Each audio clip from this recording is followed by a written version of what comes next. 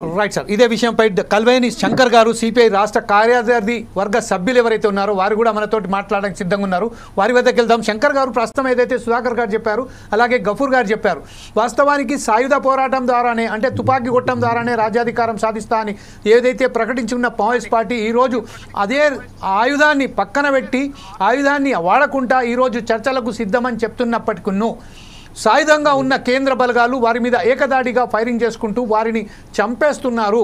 అంటే ఒక్కొక్కసారిగా 30-40 మందిని ఇలా చంపడం వలన కేంద్రంలో ఒక రాష్ట్రంలోనే కాకుండా యావత్ దేశంలోనే ఒక భయానక వాతావరణం ఏర్పడింది అని చెప్తున్నారు. ఈ విషయంపై స్పష్టత లేని ప్రభుత్వాలు, అంటే కాంగ్రెస్ పార్టీ చాలా పెద్ద ఎత్తున చాలా బ్రహ్మాండమైన పాయింట్ సుధాకర్ గారు రేజ్ చేశారు. అది ఏంటంటే కేంద్రంలో ప్రతిపక్షం ఉన్న కాంగ్రెస్ పార్టీ కూడా పార్లమెంటు సభలలో ఈ విషయాన్ని కూడా లేవనెత్తితే అప్పటికే ఇది స్తంభింపజేస్తుండే.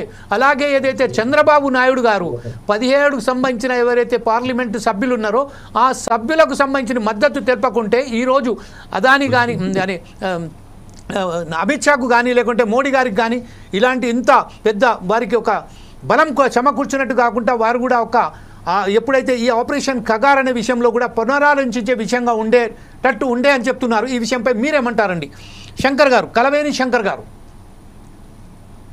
ఆపరేషన్ కగారు పేరిట కేంద్ర ప్రభుత్వం ఆదివాసుల పట్ల అట్లాగే అర్బన్ నక్సలైట్ల పేరిట just a moment sir. Gafoor గారు మీ ఫోన్ను మ్యూట్ చేయండి సార్, కొంచెం డిస్టర్బ్ అవుతుంది please, if you don't mind. Come on, go ahead sir. Shankar గారు, ఆపరేషన్ కగారు పేరిట అర్బన్ నక్సలైట్లను, ఆదివాసులను, భారత పౌరుల పట్ల కేంద్ర ప్రభుత్వం హోంశాఖ హోదాలో వచ్చే ఏడాది నాటికి నక్సలైట్లనే ఉండకుండా ఖతం చేస్తామనేటువంటి మాటలు చెప్పినటువంటి భారత హోమ్ మినిస్టర్ ఏదైతే తన మాటలు ఉన్నాయో, ఇవాళ కర్రెగుట్టలో ఇందాక చెరుకు సుధాకర్ అన్న మాట్లాడినట్టుగా అవి ఎన్కౌంటర్లు కాదు, కాల్చి చంపుతున్నటువంటి ఇది ప్రత్యక్షంగా మీ ద్వారా తెలుసుకోవడం జరుగుతుంది యావత్ ప్రపంచం. ఇవాళ ఈ కేంద్ర ప్రభుత్వం అనుసరిస్తున్నటువంటి విధానాలు ఒకవైపు చాలా క్లియర్గా మన రాష్ట్రానికి సంబంధించినటువంటి బుద్ధిజీవులు అట్లాగే నక్సలైట్లు లెటర్ల ద్వారా చాలా క్లియర్గా శాంతి చర్చలకు మేము సిద్ధమని చెప్పిన తర్వాత కూడా భారత ప్రభుత్వం ఈ రకమైనటువంటి ప్రక్రియకు పూనుకొని కేంద్ర బలగాలను, మిలిటరీ బలగాలను, సిఆర్పిఎఫ్ బలగాలను మోహరింపజేసి భయభ్రాంతులకు గురి చేస్తూ ఆదివాసుల హక్కుల్ని, పౌరుల హక్కుల్ని దెబ్బకొట్టేటువంటి హక్కులు ఎవరిచ్చినట్టు ఈ భారతదేశంలో మనం ఏర్పరచుకున్నటువంటి రాజ్యాంగంలో ఈ రకంగా మనుషుల ప్రాణాలను తీసేటువంటి పరిస్థితి చాలా దుర్మార్గమైనటువంటి చర్యగా కమ్యూనిస్ట్ పార్టీగా మేము మొదటి నుంచి కూడా శాంతి చర్చలను ఆహ్వానించి తద్వారా ఈ సమస్యలను పరిష్కరించాలనేటువంటిదే మా పార్టీ చాలా క్లియర్గా చెప్తా ఉన్నది. ఆ వైపున ఆలోచించకుండా ఈ రకంగా ఆ కర్రెగుట్టల్లో చేస్తున్నటువంటి దుర్మార్గ చర్యలను మేము తీవ్రంగా ఖండిస్తాం.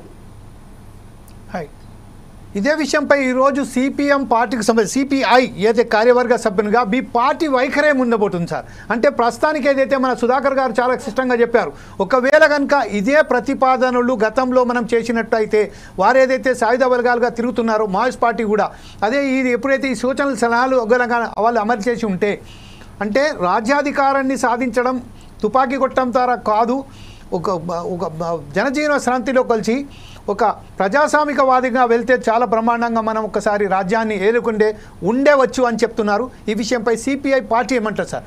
అంటే మీ ఆలోచన విధానం వేరు కావచ్చు, మీ పార్టీకి సంబంధించిన మేనిఫెస్టో వేరు కావచ్చు, వారి అని కాదు, కాకపోతే దళితులు, ఆదివాసీలు, మైనార్టీలు, బీసీలు అనగానబడిన కులాలకు సంబంధించిన మీరు కూడా అదే పంతాలో ఉన్నారు, వాళ్ళు కూడా అదే పంతాలు ఉన్నారు. కాకపోతే వాళ్ళు తుపాకులు పట్టుకున్నారు, మీరు ప్రజాస్వామికబద్ధంగా వెళ్తున్నారు. ఈ విషయంపై మీరేమంటారండి?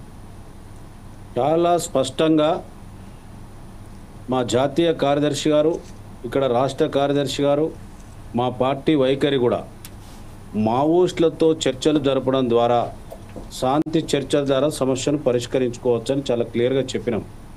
ఈ కర్రెగుట్టలో జరుగుతున్నటువంటి దుర్ఘటన జరుగుతున్నటువంటి సందర్భంలో కూడా పలుసార్లు మా పార్టీ వైపు నుంచి చాలా క్లియర్గా చర్చలే ప్రణాళికంగా తీసుకోవాలి, చర్చ ద్వారా సమస్యను పరిష్కరించుకోవాలని చెప్పినాం.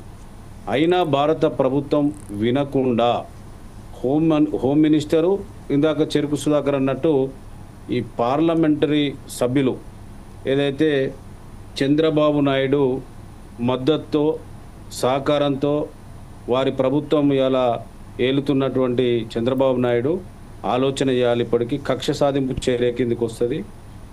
ఏదైనా మనసులను ఈ నెల రోజుల పాటు కర్రగుట్ట అనేటువంటి తెలంగాణ రాష్ట్రంలో అటు ఛత్తీస్గఢ్లో కానీ ఇటు ములుగులో కానీ ఒక చరిత్రగా మిగిలిపోతూ ఉన్నది. దీన్ని ఎంత వీలైనంత తొందరగా చర్చ ద్వారానే మా పార్టీ స్పష్టమైనటువంటి వైఖరితో ఉన్నది అనేటువంటి విషయాన్ని ఈ సందర్భంగా తెలియపరచడం జరుగుతుంది. రైట్ సార్, ఇదే విషయంపై